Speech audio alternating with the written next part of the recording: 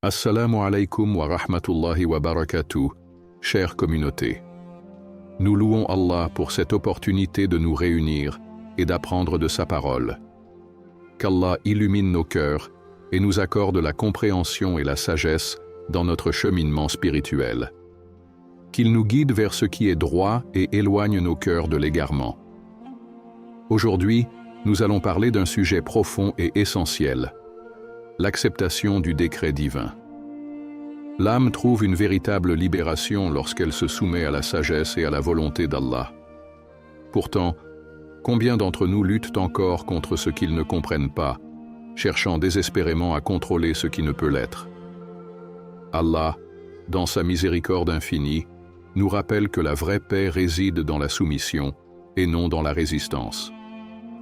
Avant de plonger davantage dans ce sujet, je vous invite, mes frères et sœurs, à vous abonner à cette chaîne et à activer la cloche de notification. Ainsi, vous ne manquerez aucune de nos vidéos où nous explorons ensemble les merveilles et les enseignements de notre belle religion. Prenez un moment pour réfléchir à cette question. Pourquoi est-il parfois si difficile de lâcher prise face à ce qu'Allah a décrété? Ce combat intérieur que nous ressentons peut être le début d'une transformation spirituelle. Alors restez avec nous jusqu'à la fin, car nous allons explorer des réponses qui, Inch'Allah, nourriront vos cœurs et renforceront votre foi. Et place ta confiance en Allah. Allah suffit comme protecteur. Sourate An-Nisa 4:81. Regarde l'histoire de Youssouf, paix sur lui. Jeté dans un puits par ses propres frères, vendu comme esclave, emprisonné injustement. À chaque étape, il aurait pu se sentir abandonné, brisé, révolté. Mais il a accepté le décret divin avec patience, et Allah l'a élevé au rang de ministre d'Égypte, réunissant ainsi sa famille après des années d'épreuves. C'est dans cette confiance absolue en la sagesse divine que réside la véritable force du croyant.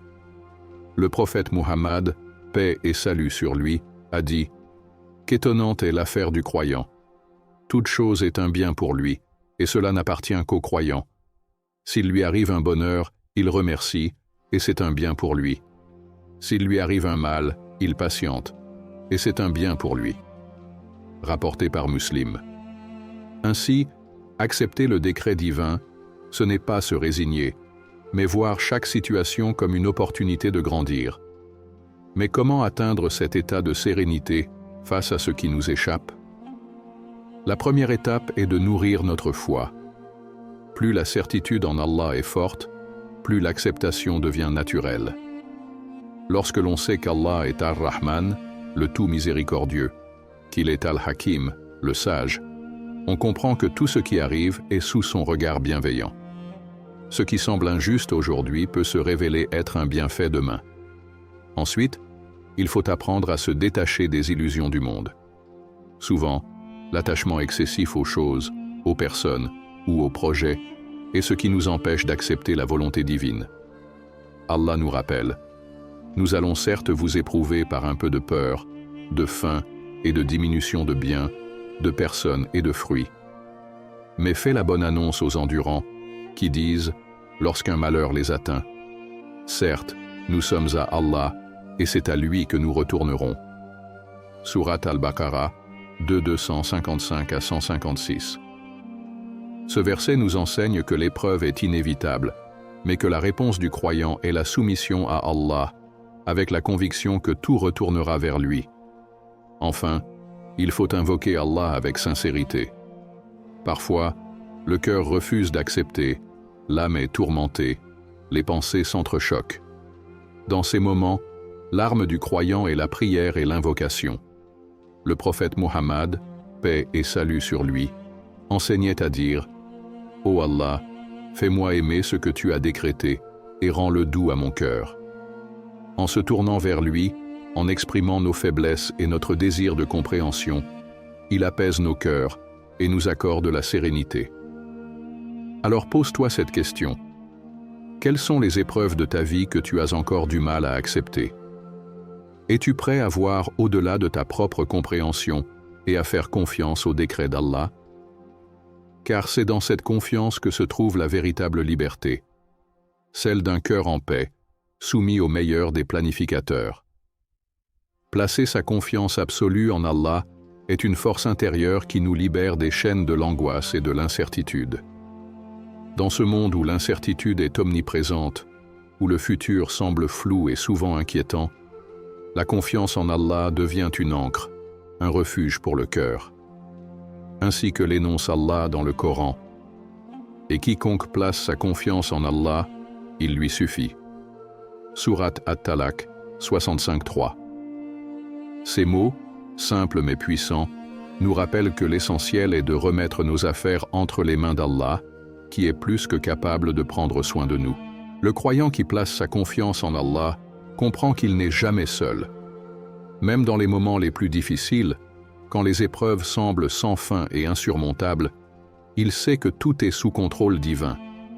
Allah, dans sa sagesse infinie, ne permet rien qui ne soit pour notre bien ultime. La confiance en lui permet de traverser les tempêtes de la vie avec calme, comme un bateau porté par des vagues puissantes, mais qui avance sans crainte, sachant que son capitaine est Allah. Prenons l'exemple de la foi indéfectible du prophète Ibrahim, paix sur lui. Lorsqu'il fut jeté dans le feu par son propre peuple pour avoir défendu la vérité d'Allah, il n'a pas tremblé. Alors que le feu faisait rage, sa certitude en Allah ne vacilla pas. Il savait que sa vie, comme celle de toutes les créatures, était entre les mains du Tout-Puissant. Allah, dans sa toute-puissance, transforma ce feu en une source de fraîcheur, préservant Ibrahim, paix sur lui, de toute brûlure. Ce miracle ne fut pas un hasard. C'était la manifestation de la confiance totale en Allah, un exemple de tawakkul absolu. Le tawakkul, c'est cette certitude que même dans les épreuves les plus graves, nous ne sommes jamais seuls. L'important n'est pas de comprendre pourquoi une épreuve se présente, mais de savoir que si Allah l'a décrété, c'est qu'il y a un bien caché dans cette épreuve, même si ce bien n'est pas immédiatement visible. Il nous est dit dans le Coran « Et place ta confiance en Allah, car Allah suffit comme protecteur » Sourate Al-Ahzab 13.3. Cette invincible certitude, cet ancrage dans la foi, nous protège des peurs irrationnelles et nous donne une paix intérieure, car nous savons qu'Allah est toujours là pour nous guider et nous protéger. Cependant, il ne suffit pas simplement de dire que l'on fait confiance à Allah, il faut que cela se traduise dans nos actes quotidiens. La confiance en Allah implique de prendre les mesures nécessaires et de travailler pour atteindre nos objectifs, tout en sachant que les résultats sont entre ses mains. Le prophète Muhammad, paix et salut sur lui, a dit « Agis et place ta confiance en Allah » rapporté par At-Tirmidhi. C'est dans cette complémentarité entre l'action et la confiance que réside la vraie foi. Cela signifie que, même quand nous avons fait de notre mieux, nous laissons les résultats à Allah. Parfois, ce qui ne se passe pas comme prévu est en réalité la meilleure chose qui pouvait nous arriver. Si les portes se ferment devant nous, c'est qu'Allah veut nous guider vers quelque chose de meilleur. L'homme de foi comprend que chaque épreuve est une occasion de se rapprocher d'Allah, de renforcer sa confiance en lui et de découvrir les innombrables bénédictions cachées derrière les difficultés. Ainsi, le tawakkul ne consiste pas seulement à s'en remettre à Allah, mais à abandonner le poids de l'incertitude en lui, à se remettre entièrement à sa volonté, en étant assuré que tout ce qu'il nous réserve est ce qu'il y a de mieux pour nous, même si nous ne le voyons pas immédiatement. Dans ce chemin de confiance, pose-toi cette question.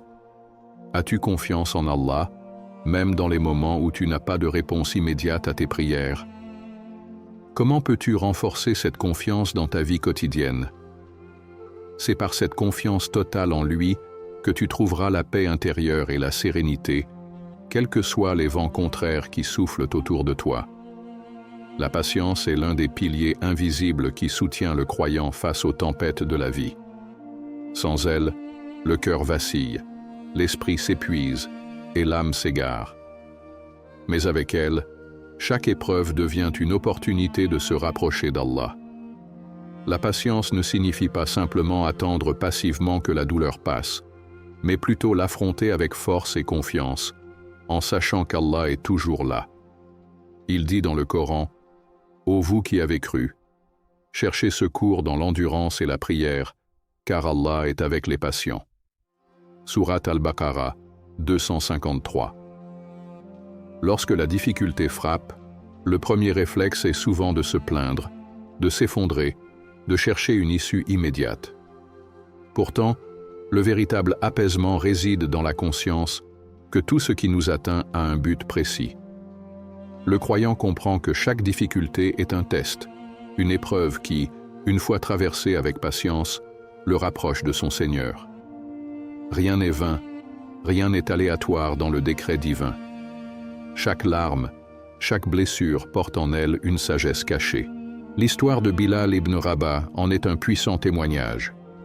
Esclave affranchi devenu un compagnon éminent du prophète Muhammad, paix et salut sur lui, Bilal fut soumis aux pires tortures pour l'unique raison de sa foi en Allah.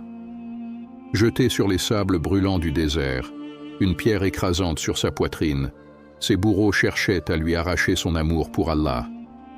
Mais au lieu de fléchir, il répétait inlassablement « Ahad, Ahad, Allah est un ». Sa patience ne l'a pas seulement soutenu dans l'épreuve, elle l'a élevé en un modèle intemporel de résilience et de foi inébranlable. Pourquoi Allah éprouve-t-il les croyants? Parce que l'épreuve est une purification, un moyen d'élever ceux qu'il aime. Il dit dans le Coran, « Très certainement, nous allons vous éprouver par un peu de peur, de faim et de diminution de biens, de personnes et de fruits. Mais fais la bonne annonce aux endurants, qui disent, lorsqu'un malheur les atteint, « Certes, nous sommes à Allah, et c'est à lui que nous retournerons. » Sourate Al-Baqarah, 255-56. Ces paroles sont un remède pour l'âme, un rappel que toute perte est en réalité un retour vers Allah, une étape sur le chemin de la vraie demeure éternelle. Mais la patience ne se limite pas aux grandes épreuves. Elle se manifeste aussi dans les petits détails du quotidien. Supporter une injustice sans répondre par la colère, persévérer dans l'adoration d'Allah même quand la motivation fléchit, ou encore retenir sa langue quand le cœur est tenté par l'impatience. Chaque moment de retenue est un acte de foi qui renforce l'âme. Le prophète Muhammad, paix et salut sur lui, a dit « La patience est une lumière », rapporté par Muslim. Elle éclaire le chemin du croyant, lui évitant de se perdre dans les ténèbres du désespoir. Être patient, ce n'est pas nier la douleur, mais savoir qu'elle a une fin. C'est comprendre qu'après chaque difficulté vient la facilité, comme Allah le promet. À côté de la difficulté est, certes, une facilité. Oui, à côté de la difficulté, il y a certes une facilité. Sourate Ash-Shar, 94, 5-6. Cette promesse divine est un baume pour ceux qui traversent des épreuves. Rien n'est éternel en dehors d'Allah. Chaque souffrance prendra fin, chaque injustice sera réparée, et chaque larme sera comptée et récompensée. Alors, quelle est ton épreuve aujourd'hui? Un problème familial, une perte, une injustice, une difficulté financière. Quelle que soit ta douleur, sache qu'Allah la voit. Il entend tes plaintes silencieuses, il connaît chaque battement de ton cœur.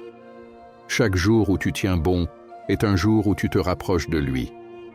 La patience n'est pas juste une vertu, c'est une clé qui ouvre les portes du soulagement et de la récompense divine. La vraie question est donc, es-tu prêt à voir ton épreuve comme une opportunité d'élévation spirituelle plutôt que comme un fardeau? Car ceux qui endurent avec foi sont ceux qui demain seront élevés parmi les bien-aimés d'Allah. La gratitude est bien plus qu'un simple remerciement. C'est une lumière intérieure qui transforme la vision du monde. Celui qui sait être reconnaissant voit des bénédictions là où d'autres ne perçoivent que des épreuves. Chaque souffle, chaque battement de cœur, chaque jour qui se lève est un don d'Allah. Pourtant, combien de fois oublions-nous d'en être conscients? Allah nous rappelle dans le Coran « Si vous êtes reconnaissant, je vous accorderai davantage. Mais si vous êtes ingrat, mon châtiment sera terrible. Sourate Ibrahim 14:7. Ce verset est une promesse. Plus nous remercions, plus Allah nous comble. Mais comment développer cette gratitude, surtout lorsque les épreuves frappent et que la douleur voile notre perception des bienfaits d'Allah? Il faut d'abord comprendre que la gratitude ne se limite pas au moment d'aisance. Elle se manifeste aussi dans l'adversité, lorsque le croyant reconnaît que même ses difficultés contiennent des bénédictions cachées. Parfois, ce que nous percevons comme une perte est en réalité une protection. Ce que nous appelons une épreuve est un moyen de purification. L'histoire du prophète Aïyoub, paix sur lui, illustre cette gratitude profonde. Éprouvé par la maladie, la perte de sa richesse et de ses proches, il n'a jamais cessé de remercier Allah. Sa foi ne faiblit pas, sa langue ne prononça jamais un mot de révolte. Au contraire, il répéta sans cesse « Mon Seigneur m'a toujours comblé de bienfaits. Pourquoi ne serais-je pas patient maintenant ?» Son cœur reconnaissant lui permit d'endurer l'épreuve avec une sérénité exemplaire. Et lorsqu'Allah décréta la fin de son épreuve, il lui rendit tout ce qu'il avait perdu, en plus grande abondance encore. La gratitude n'est pas seulement un état d'esprit, c'est aussi une action. Elle s'exprime à travers notre manière de vivre, notre comportement envers les autres et notre relation avec Allah. Remercier Allah, c'est utiliser les bienfaits qu'il nous a donnés de la meilleure manière. Le prophète Muhammad, paix et salut sur lui, se levait la nuit pour prier longuement, au point que ses pieds enflaient. Lorsqu'on lui demanda pourquoi il priait autant alors qu'il était déjà assuré du pardon d'Allah, il répondit « Ne devrais-je pas être un serviteur reconnaissant ?» rapporté par Al-Bukhari. Sa gratitude ne se limitait pas aux paroles, elle se traduisait par des actes d'adoration et de dévotion. En cultivant la gratitude, nous apprenons à voir au-delà des apparences. Ce qui nous semble insignifiant est souvent une immense faveur. La respiration fluide, le simple fait de pouvoir voir, entendre, marcher. Combien de fois pensons-nous à remercier Allah pour ces choses qui nous semblent acquises, alors que d'autres en sont privés? Le Coran nous rappelle cette vérité. Et si vous comptiez les bienfaits d'Allah, vous ne sauriez les dénombrer.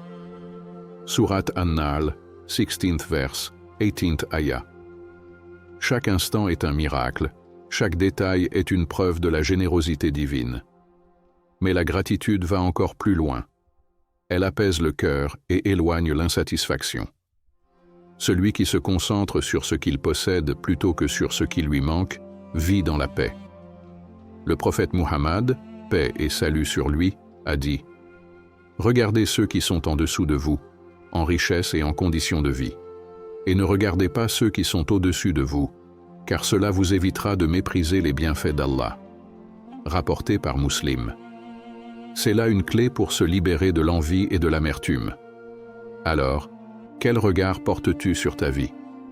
Vois-tu principalement ce qui te manque, ou es-tu conscient des innombrables cadeaux qu'Allah t'accorde chaque jour?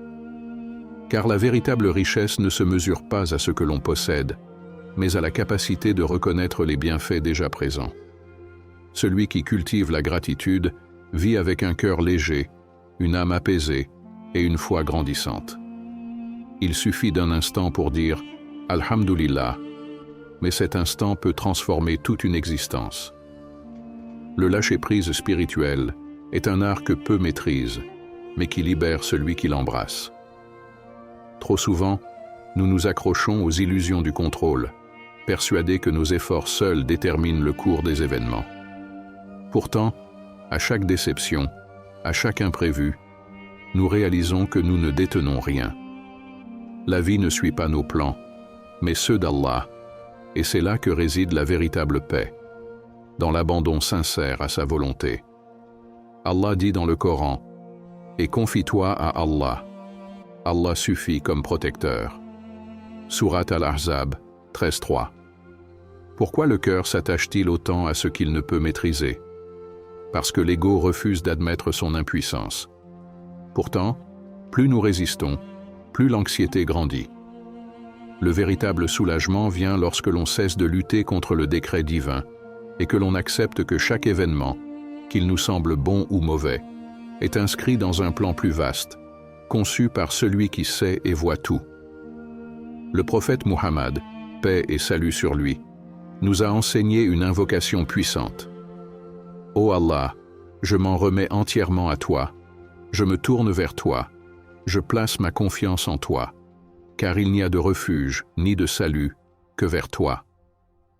Cette parole n'est pas une simple formule, elle est un état d'esprit, une déclaration de foi profonde qui libère le cœur du fardeau de l'inquiétude. Regardons l'exemple de la mère de Moussa, paix sur lui. Quelle douleur plus grande qu'une mère séparée de son enfant. Pourtant, lorsque son fils fut menacé, Allah lui inspira de le déposer dans un berceau et de le confier au fleuve. Un acte de foi absolu. Aux yeux des hommes, elle le livrait au danger, mais en réalité, elle le plaçait sous la protection d'Allah. Et Allah, dans sa promesse, lui rendit son fils et fit de lui un prophète. Voilà le sens du vrai lâcher-prise. Agir selon nos capacités, mais remettre le résultat entre les mains d'Allah. Le Coran nous rappelle cette vérité fondamentale. Dit, « Jamais il ne nous atteindra que ce qu'Allah a prescrit pour nous. Il est notre maître. » C'est en Allah que les croyants doivent placer leur confiance. Surat At-Tawbah, 9:51. Lorsque cette certitude habite le cœur, la peur de l'inconnu s'efface. Car il n'y a pas d'inconnu pour Allah. Ce qui nous semble incertain est déjà écrit, et ce qui nous paraît chaotique est parfaitement ordonné dans sa sagesse infinie. Mais comment pratiquer ce lâcher-prise au quotidien? D'abord, en faisant preuve de sincérité dans nos invocations.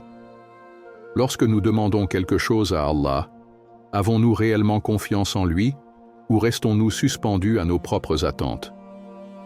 Le prophète Muhammad, paix et salut sur lui, a dit « Si vous placiez votre confiance en Allah comme il se doit, il vous accorderait votre subsistance comme il la donne aux oiseaux. Ils partent le matin le ventre vide et reviennent rassasiés. » Rapporté par At-Tirmidhi. Les oiseaux ne se préoccupent pas de leur subsistance du lendemain, car ils savent qu'elle est entre les mains d'Allah. De la même manière, le croyant doit avancer, non pas avec angoisse, mais avec confiance. Ensuite, en apprenant à détacher notre cœur de ce que nous ne contrôlons pas. Une porte se ferme, peut-être qu'Allah nous en protège. Un projet échoue, peut-être qu'il nous réserve mieux. Une relation se brise, peut-être qu'il nous évite une douleur plus grande. Chaque difficulté est un rappel. Nous ne détenons rien, mais Allah détient tout. Alors pose-toi cette question. Qu'est-ce qui t'empêche aujourd'hui de lâcher prise? Quel poids portes-tu encore sur tes épaules alors qu'Allah attend que tu le déposes entre ses mains? Car celui qui se libère du fardeau de l'inquiétude trouve enfin la sérénité, et celui qui remet son sort à Allah ne connaît plus la peur du lendemain. Il existe une nourriture pour l'âme, une source de lumière qui apaise les cœurs et fortifie la foi, le rappel d'Allah. Sans ce rappel, le cœur s'alourdit, l'esprit s'égare, et l'âme se laisse envahir par les préoccupations de ce monde. Mais dès qu'Allah est invoqué, c'est comme si un voile se levait, une brise apaisante soufflait, et l'obscurité intérieure laissait place à la clarté. Allah dit dans le Coran, « C'est par le rappel d'Allah que les cœurs trouvent la quiétude. » Surat Ar-Ra'd, 13h28. Pourquoi le dhikr est-il si puissant? Parce qu'il est le lien invisible qui relie l'âme à son Créateur, à chaque instant, en tout lieu. Lorsque la langue prononce le nom d'Allah, c'est le cœur qui parle, c'est l'esprit qui se détourne des préoccupations futiles pour se concentrer sur l'essentiel. C'est une reconnexion, un retour vers celui qui détient toutes les réponses. Le prophète Muhammad, paix et salut sur lui, était le meilleur exemple de cette pratique. Il multipliait les invocations, dès son réveil, avant de manger, en entrant dans une pièce, en regardant le ciel, en posant le pied sur la terre. Chaque instant de sa vie était ponctué du souvenir d'Allah. Il a dit: l'exemple de celui qui invoque son Seigneur et de celui qui ne l'invoque pas est comme celui du vivant et du mort. Rapporté par Al-Bukhari. Ces paroles sont puissantes. Le dhikr n'est pas une simple habitude, c'est un souffle de vie. Mais qu'est-ce que le dhikr exactement? Il ne se limite pas à la répétition de formules, bien qu'elles aient une immense valeur. C'est aussi un état d'esprit, une présence continue avec Allah, une conscience permanente de sa grandeur. C'est la récitation du Coran, la contemplation de ses signes, l'istighfar, demande de pardon, les louanges comme Subhanallah, Alhamdulillah, Allahu Akbar, et tant d'autres paroles qui remplissent le cœur de sérénité. L'un des plus grands bienfaits du dhikr est qu'il protège contre les tourments de l'âme. Lorsque le rappel d'Allah est constant, la tristesse, l'angoisse et les doutes perdent leur emprise. Un hadith magnifique nous rappelle cette vérité. Certes, Satan pose sa trompe sur le cœur du fils d'Adam, mais lorsqu'il mentionne Allah, Satan se retire. S'il oublie Allah, alors Satan s'empare de lui. Rapporté par Al-Bukhari. Celui qui garde son cœur occupé par le dhikr est comme un soldat protégé par une armure impénétrable. Regarde le monde autour de toi. Combien de cœurs sont vides de ce rappel? Combien d'âmes cherchent la paix dans les distractions éphémères, sans jamais la trouver? La vraie quiétude ne se trouve ni dans la richesse, ni dans les plaisirs mondains, mais dans cette connexion profonde avec Allah. C'est pourquoi ceux qui se lèvent la nuit pour prier, ceux qui murmurent les noms d'Allah même dans la solitude, ceux dont les langues sont humides du dhikr, sont les plus heureux, même dans l'épreuve. L'histoire de Yunus, paix sur lui, en est un exemple frappant. Lorsqu'il fut avalé par le ventre du poisson, plongé dans l'obscurité des profondeurs, sans aucun moyen de s'échapper, il ne chercha pas à lutter contre son sort. Il prononça ces mots: « Il n'y a pas de divinité en dehors de toi, gloire à toi. J'ai été du nombre des injustes. » Surat Al-Anbiya 2187. C'est son dhikr qui le sauva. C'est son rappel d'Allah qui fit descendre la miséricorde et le ramena vers la lumière. L'homme est influencé par son environnement, parfois sans même s'en rendre compte. Les personnes avec qui nous passons du temps façonnent nos pensées, nos comportements et notre relation avec Allah.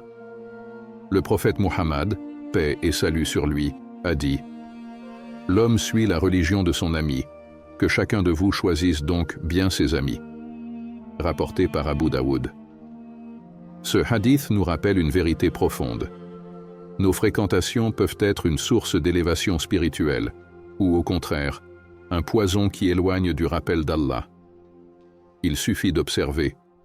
Lorsqu'on est entouré de personnes pieuses, engagées dans le dhikr, la prière et les bonnes actions, on ressent un élan vers le bien. Leur présence est une lumière qui éclaire notre chemin, un rappel constant de ce qui est essentiel. Mais lorsque l'on se lie à des compagnies insouciantes, qui négligent l'adoration et se laissent emporter par les tentations du monde, l'âme devient lourde, la foi s'effrite, et le cœur s'éloigne peu à peu d'Allah. L'importance de la bonne compagnie est soulignée dans le Coran. Et sois patient avec ceux qui invoquent leur Seigneur matin et soir, désirant sa face. Et que tes yeux ne se détournent pas d'eux, cherchant les parures de la vie d'ici-bas. Surat Al-Kahf 18-28. Ce verset nous enseigne que la compagnie des croyants sincères est une bénédiction qui préserve la foi. Même si le monde propose des distractions attrayantes, le croyant sait que la vraie richesse se trouve dans l'amitié qui rappelle Allah. Regarde l'histoire des gens de la caverne, Al-Kahf. Un groupe de jeunes hommes, unis par leur foi en Allah, se sont soutenus mutuellement dans l'adversité. Lorsqu'ils furent confrontés à l'oppression et au rejet pour leur croyance, ils restèrent fermes ensemble. Leur amitié basée sur la foi leur permit de persévérer, et Allah les honora en préservant leur histoire à travers les âges. Mais l'impact des mauvaises fréquentations est tout aussi puissant. Le Coran nous met en garde contre ceux qui nous éloignent du droit chemin. Le jour où l'injuste se mordra les doigts et dira « Hélas pour moi », Si seulement j'avais suivi chemin avec le messager. Malheur à moi. Si seulement je n'avais pas pris un tel pour ami. Il m'a certes égaré loin du rappel après qu'il me soit parvenu. Sourate Al-Furqan, 25, 27 à 29. Ce verset est un avertissement clair. Les mauvaises influences ne nous paraissent pas toujours nuisibles au départ, mais elles finissent par nous détourner de l'essentiel. Alors, qui sont les personnes qui t'entourent? T'aident-elles à te rapprocher d'Allah, ou au contraire, te détournent-elles de lui? Souviens-toi que choisir de bonne compagnie, ce n'est pas juger les autres, mais c'est prendre une décision consciente pour préserver ton âme et renforcer ta foi. La bonne compagnie va au-delà des amis physiques. Elle inclut les contenus que nous consommons, les livres que nous lisons, les vidéos que nous regardons, les paroles que nous écoutons.